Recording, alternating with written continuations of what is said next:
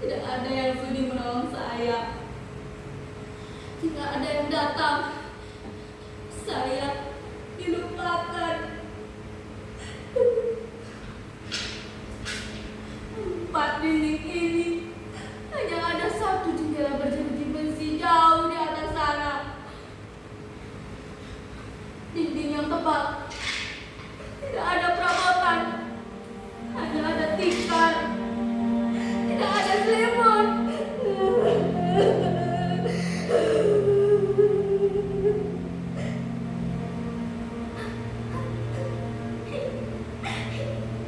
Saya tahu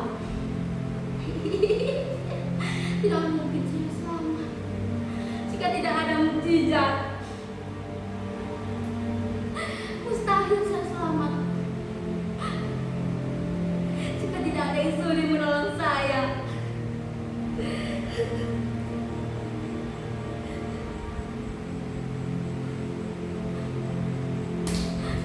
Mudasir,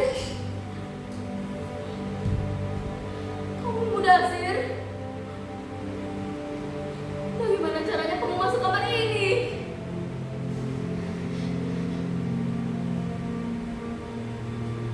Mudasir, kenapa tidak kenal saya lagi? Saya Atikah, istrimu. Dulu kamu mengantar saya ke Jakarta. Kita berpisahan di Bandara Soekarno-Hatta, Cengkareng. Kamu menulis surat, sehabis mengantar saya, kamu langsung pulang ke kampung untuk mengurus sawah. Sampai setahun lebih, kita selalu kirim surat. Tapi setelah musibah itu datang, surat-suratmu tidak datang lagi. Jangan pergi Mudasir, jangan tinggalkan saya. Apa? Saya sudah tidak punya daya tarik lagi. Kamu dulu sering bilang saya cantik. Saya memang cantik. Kamu suka saya apa adanya. Kamu sering bilang begitu kan? Ini saya, Atikah. Saya tahu saat ini membuat saya tidak secantik dulu lagi. Kalau ada cermin di kamar ini, mungkin saya bisa segera tahu wajah saya bisa saja sudah seperti lompat busuk. Bikin jijik ya. Kalau memang benar kamu di sini, tolong saya. Keluarkan saya dari sekabat ini. Lalu kita pulang kampung bersama-sama ya. Tidak perlu melapor kepada polisi saja dirajak. Tidak guna melapor kepada Menteri Tenaga Kerja. Kenyataan yang terang benderang itu tidak pernah diakui sebagai kenyataan. Mengapa? Karena mereka malas menanganinya. Tidak sulit, tangan kotor dan energi dihamburkan.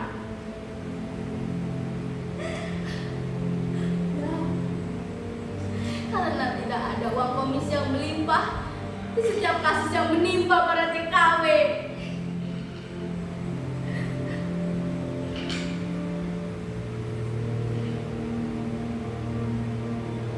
Mudasir, kemarilah mendekat agar kita bisa saling menyentuh. Mengapa tetap diam di sudut itu? Disitulah tempat saya buang air besar dan kecil. Di sini tidak ada kamar mandi dan WC. Di sini tidak ada apa-apa. Saya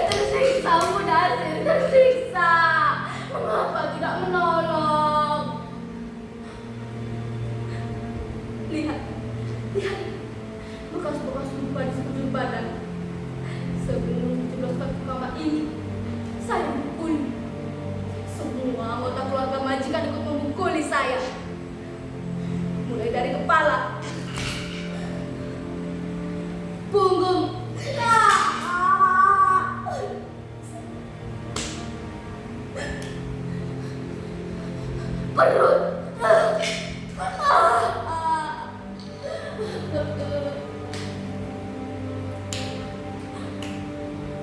Semua anggota tubuh saya jadi bulan-bulanan mereka. Mereka memukuli saya dengan tangan, kepala, kaki, bahkan tongkat besi, bahkan dengan setrikaan panas. Jangan, ampun Nyonya, ampun Nyonya, jangan.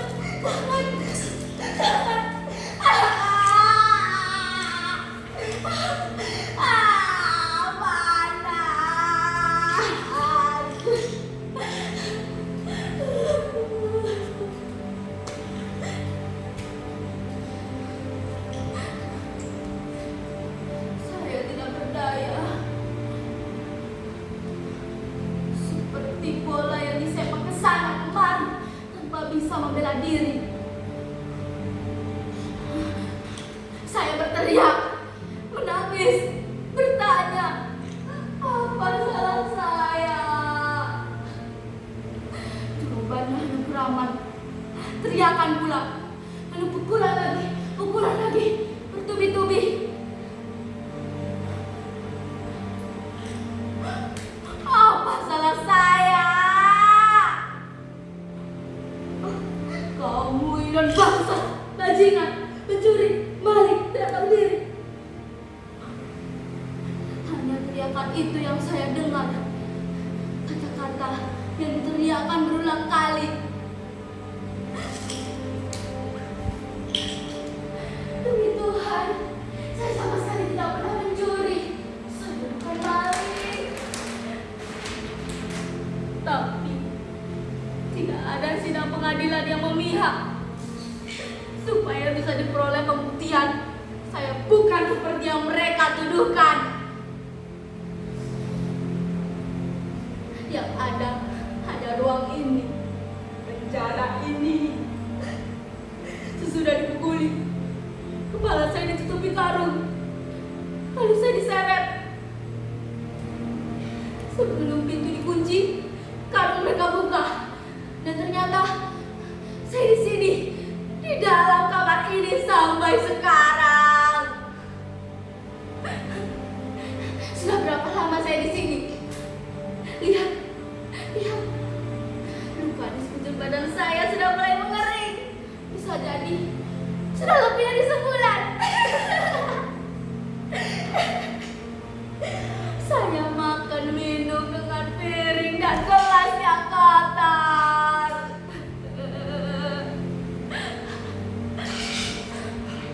Kekuatan hukum nampaknya tidak berdaya dalam hal ini. Sebab aparatnya lebih sering pilih kasih.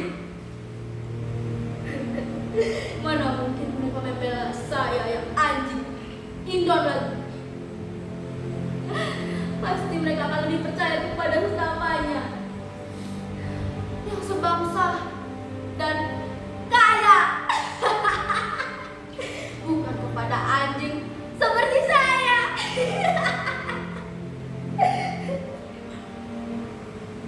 Tapi sudah, demi Tuhan, saya bersumpah, saya bekerja. Saya memperoleh upah karena saya bekerja. Saya bukan pemalas. Saya bangun sebelum subuh, membersihkan rumah, menyapu, mengepel, mengelap perabotan. Saya menyuci, menyetrika, memasak, mengurus taman. Semua saya lakukan dengan gembira dan ikhlas.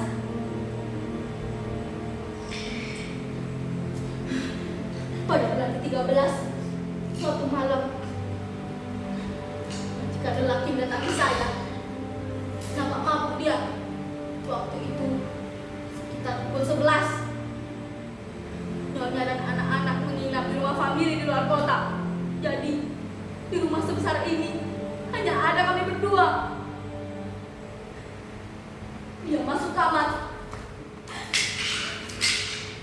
menutup pintu, duduk di pinggir ranjang dan menatap saya dengan diam. Buru-buru saya duduk di kepala ranjang,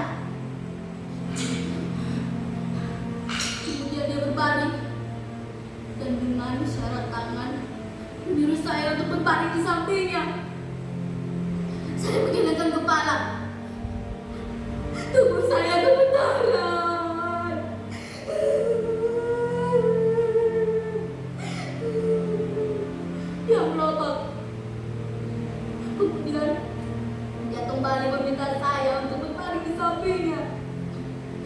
Saya tetap menggeleng dan duduk meringkuk di sudut dengan waspada. Dia bangkit. Saya melihat, saya pikir dia berniat menatang saya. Saya sudah siaga. Saya siap memukul jika hal itu dilakukan. Tapi untunglah hal itu tidak terjadi. Tapi dengan mata menyalanya, dia berjalan menuju pintu. Dia membuka pintu lalu menutupnya dengan keras.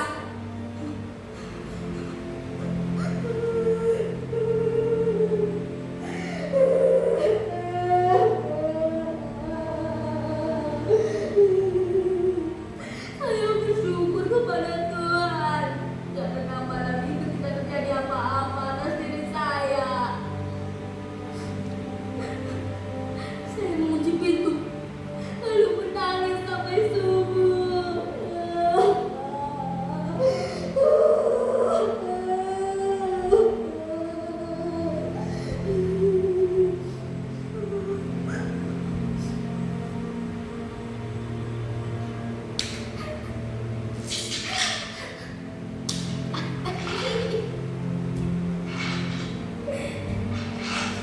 Dari situ, saya baru sadar. Barangkali itulah satu-satunya kesalahan saya. Menolak hadap majikan. Karena itulah saya dipukuli, ditendangi, disiksa macam begini.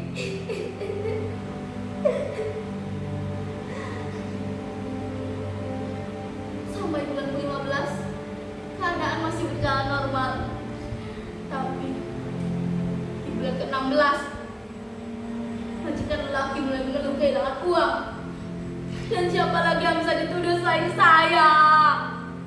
Pukulan demi pukulan mulai saya terima dari nyonya majikan. Begitu juga dari anak-anak mereka.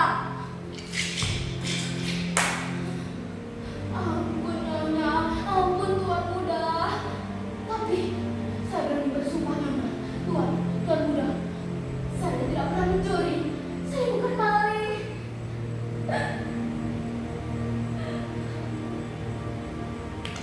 Tentu saya tidak sudi mengaku sebagai pencuri. Saya tidak mencuri. Saya selalu rajin sembahyang. Saya selalu ingat surga dan neraka. Saya takut akan hukuman akhirat.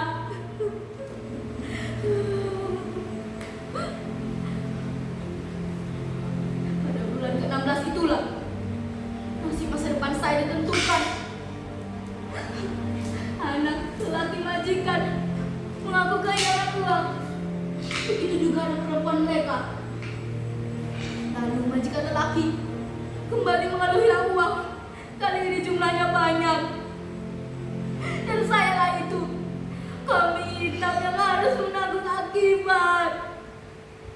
Ya, saya dipukuli lagi.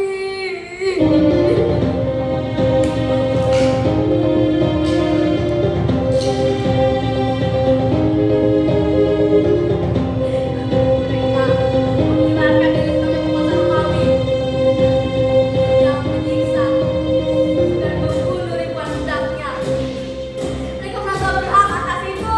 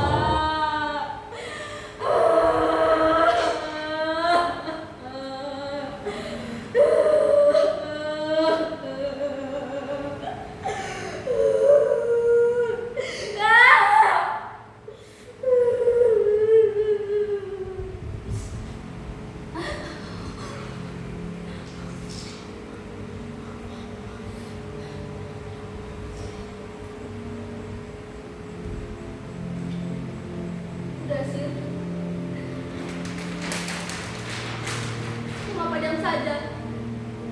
Kamu tidak percaya cerita saya? Demi sumpah, sumpah demi Tuhan, saya masih suci. Tidak ada lelaki lain yang berani menyentuh saya. Jika itu terjadi, saya bisa bunuh orang atau bunuh diri. Jangan tinggalkan saya. Saya butuh kehadiranmu. Nyata atau hanya khayalan, tidak penting lagi. Saya butuh kamu, biarpun kamu tidak nyata. Kamulah satu-satunya harapan saya. Saya juga tahu kamu marah karena aku itu langsung saya tinggal pergi untuk bekerja di negeri ini. Tapi itulah keputusan saya. Mana mungkin di negeri sendiri saya mampu menggapai penghasilan sebesar saya bekerja di negeri ini. Berapa gaji paling besar seorang pembantu rumah tangga di sini? Negeri ini saya mampu memperoleh penghasilan 5 kali lipat dari mereka, dan itu sangat menggiurkan. Ya, betul, saya tahu menggiurkan, tapi dengan resiko yang sangat besar. Tapi terang saya berhasil. Saya sudah menghitung semua resiko.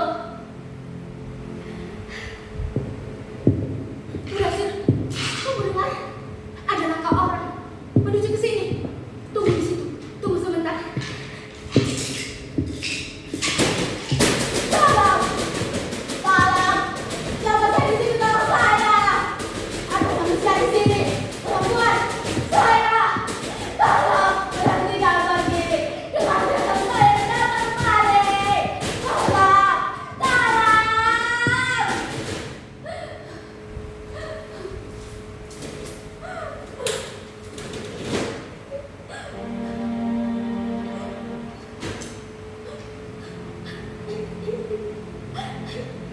Tidak ada yang sudi menolong saya. Tidak ada yang datang.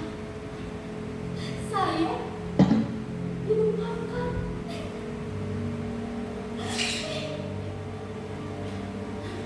Mudazir, Mudazir, Mudazir, di mana kamu? Mudazir, kamu juga pergi. Kamu juga pergi, Mudazir. Mudazir, Mudazir.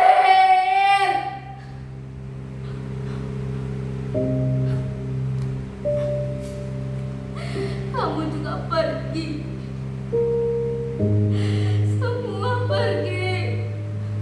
Saya tinggal sendiri.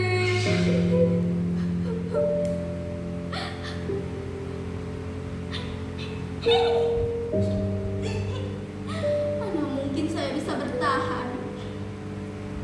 Saya sudah habis. Tidak ada siapa-siapa lagi. Tidak ada harapan. Bahkan bayangan suami juga tega meninggalkan saya. Dia tidak sudi menemani saya lagi.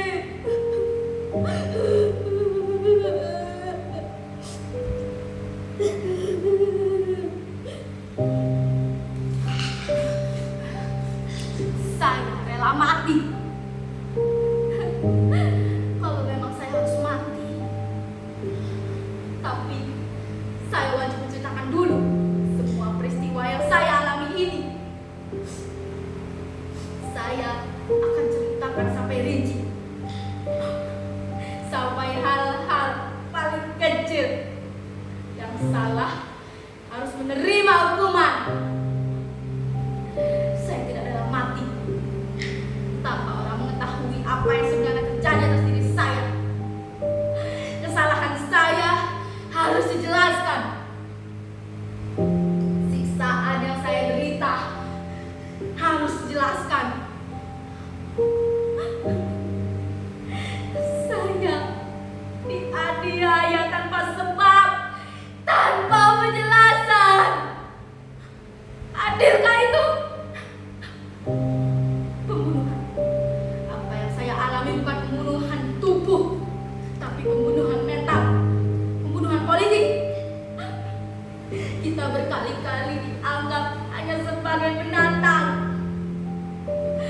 punya wibawa? Mengapa agar rasa percaya diri kita hilang? Kita dipaksa merasanya sebagai bangsa pelayan, bangsa pembantu rumah tangga. Karena kita lebih miskin dan lebih kacau dibanding negeri Ciro yang kaya raya itu. Kita berkali-kali dilecehkan tanpa sanggup membela diri. Kita sering diabaikan.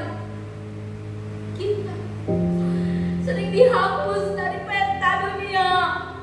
Tapi kita tidak pernah menyadarinya.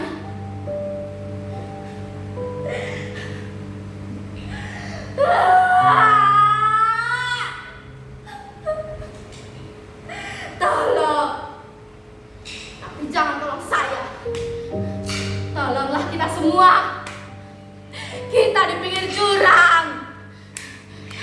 Bangun, bangun, sadar, buka mata kalian, sadar.